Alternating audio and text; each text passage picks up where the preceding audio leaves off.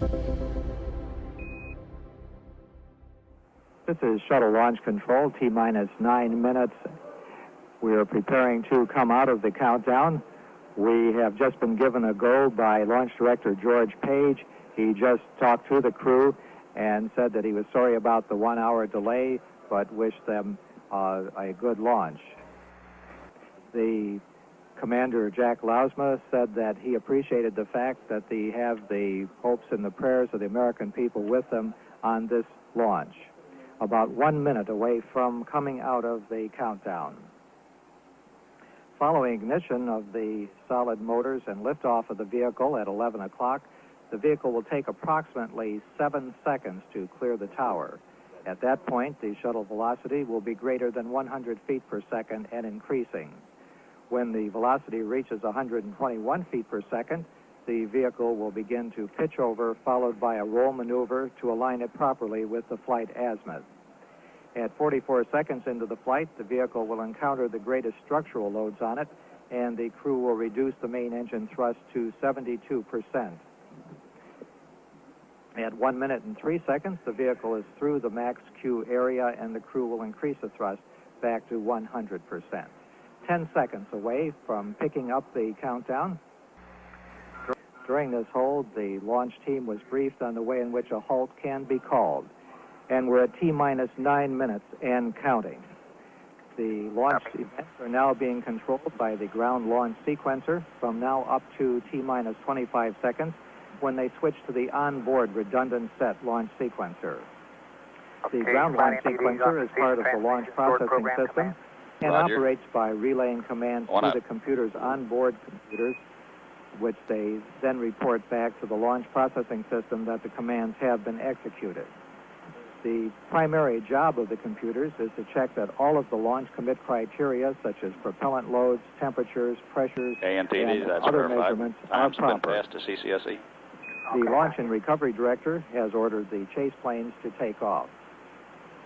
We're coming up on the 8-minute point in the countdown. PLD, OTC. Go ahead. I'd like to set the AC sensors to monitor, please. Okay. T-minus 8 minutes and counting. Everything proceeding smoothly towards a liftoff at 11 a.m. Eastern Standard Time. AC bus sensors are in monitor. The liquid oxygen fill and drain valve in the external tank has been closed and topping of the tank completed. The crew access arm will be retracted in just a few seconds. This is the walkway used by the crew to walk from the service structure on the pad to the orbiter. If there should be an emergency, it can be put back in place in 15 seconds. T-minus 7 minutes, 25 seconds, and counting.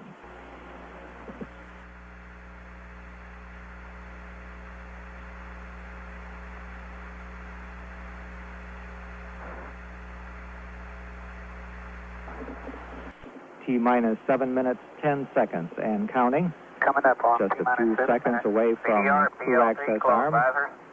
Roger. The crew has been advised to lower their helmet visors, and the crew access arm is retracting. T-minus 6 minutes, 50 seconds, and counting. The crew has verified that their seats are in launch position. At the 6-minute point, the crew will perform the auxiliary power unit pre-starts, which considers the position and number of Minus 6 minutes and 30 seconds. proper position. PLD, OTC. Mark. Go ahead. You can go ahead and perform APU pre-start. To start flowing Okay, from the Mark. tanks.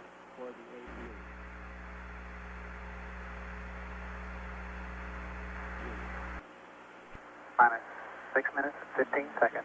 Mark. The pilot, Gordon Fullerton, has been asked to perform the APU pre-start. T-minus 6 minutes. T-minus 6 minutes and counting. Pre-start of the APUs is complete. Flight, OTC. Roger, go ahead. T-minus. Transmit recorder commands, please. Roger, up going. Target. PLD, OTC. OTC, PLT has APU pre-start complete. I have 3 gray talkbacks. Copy. Panel C3, DFI recorder talk back. All T-minus three 5 should be minutes, great. 30 seconds, and counting. Okay, and they're all The three great. development flight Copy. instrumentation recorders are on. The DFI provides measurements of temperatures, pressures, and physical stresses on the orbiter, and the recorders store this information for playback after landing. After 5 minutes here, please. T-minus 5 minutes, 12 seconds, and counting. The orbiter flight recorders are on. OTC, CGSS, I'll verify OA. T-minus 5 minutes, and Go for counting. APU start. We have a go for APU start. Roger, go for start. And 5, you can proceed to payload pre-launch conveyance, please. In work. The APUs CDR, provide hydraulic configure power to move heater, the aero surfaces and main engine CDR, for whistle. steering. T-minus 4 minutes, 42 seconds, and counting. The firing circuits for the solid rocket Minus boosters 4:30. ignition and range safety Payload destruct command devices mark. have been Completed. armed. This is done with a motor-driven switch called a safe and arm device. T-minus 4 minutes, 20 And the seconds, CDR and reports counting. heater configuration complete. The Copy. main fuel valve APU heaters start, have been turned off all in three, they look preparation good. for engine Copy. start. The main engines of the orbiter will actually be started at T-minus 6.8 seconds, and it takes 3 Okay, we're seconds coming for up them to on reach T-minus 4 90% thrust, at which time the solid motor ignition starts, culminating with ignition and liftoff at T0. T-minus 3 minutes, 55 seconds, and And counting. the crew clock is right on. Thank you, NTD. The final helium purge of the orbiter's main engine has started to ensure that there's no surplus hydrogen or oxygen in the 3:45 area mark. at the time of ignition. T-minus 3 minutes, 40 seconds, and counting. The elevon, speed brake, and rudder are being moved through a pre-programmed pattern to ensure that they are ready to be used 3:30 during the mark. flight. T-minus 3 minutes, 28 seconds, and counting. The shuttle is now on internal power. However, the fuel cells are still receiving their fuels from the ground support equipment for about another minute. Minus 3:15, mark. T-minus 3 minutes, 12 seconds, and counting. The profile checks of the aero surfaces are now complete, and the engine gimbal or movement check of the main Minus 3 engines on the orbiter is underway to ensure that they are ready for flight control. T-minus 3 minutes and counting. T-minus 2 minutes, 55 seconds. pre-press. The liquid oxygen valve for filling the external tank is closed and pressurization has begun. After the tank is pressurized, the hold capability is limited to 3 minutes and 36 seconds. T-minus 2 minutes, 40 seconds and counting. Go ahead. Okay, clear. clear. Caution of warning memory, please. Gaseous oxygen All right, vent that's arm complete. is being retracted. Minus 2:30, mark. T-minus 2 minutes, 30 seconds and counting. The fuel cell's ground supply of oxygen and hydrogen has been terminated, and the vehicle is now using its onboard supply. Minus 2 minutes and 15 seconds. T-minus 2 minutes, 15 seconds. Mark. The main engines have been moved to start position. The astronauts have cleared the caution and warning memories in their onboard computers and verified there are no CDR, unexpected errors. PLC, configure for liftoff. T-minus 2 minutes and Minus 2 counting. minutes. The astronauts are configuring the APUs or auxiliary power units for PLH, liftoff. The liquid hydrogen vent valve has been closed and flight pressurization underway. T-minus 1 minute, 45 seconds and counting. The computers are automatically verifying the readiness of the main engines at the T-minus 1 minute point. Minus T-minus 1:30. 1 minute, 30 Mark. seconds and counting.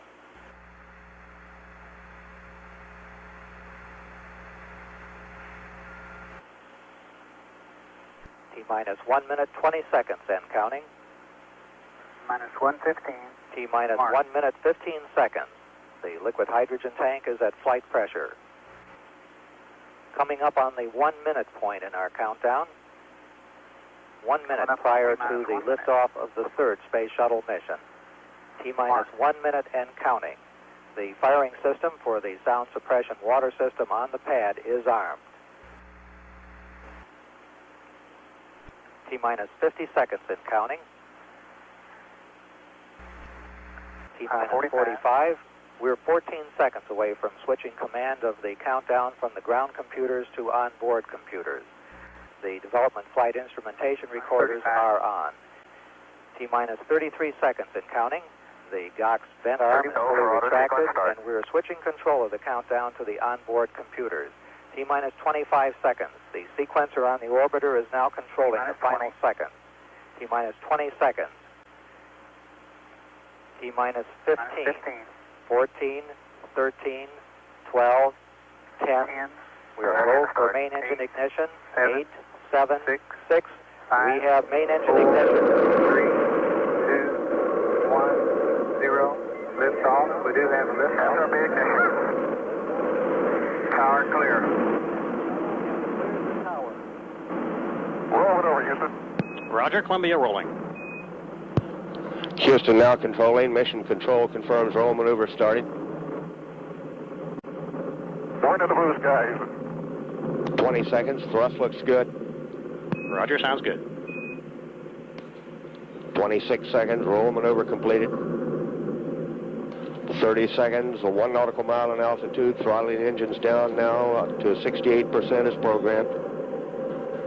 38 seconds. Flopboard status looks good. Mission control. 42 seconds. Columbia now 3 nautical miles in altitude. 46 seconds. Coming up now at period of maximum aerodynamic pressure on the vehicle. 55 seconds. Pass through max Q. Still looking good. Throttling engines back to 100%. Giving a go at throttle up. Columbia, Houston, you're go at throttle up. Roger, go throttle up. We're going here too. Mark 1 minute 10 seconds. Columbia now 7 nautical miles in altitude, 4 nautical miles downrange. Velocity now reading 2,700 feet per second. 460 the max airspeed, Houston. Roger, 460.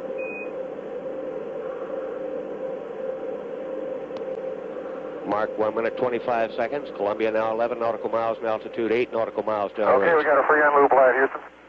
Roger, we're looking. That was Jack Lousma reporting a free on loop light. 1 minute 40 seconds. Coming up on negative seats where altitude is too high for ejection seat use. Columbia, Houston, negative seats. Negative seats. Mark 1 minute 55 seconds. Columbia now 21 nautical miles in altitude, 19 nautical miles downrange. DC 50, Houston. 2 minutes 2 seconds. DC Standing 50. by for solid rocket booster separation confirmation.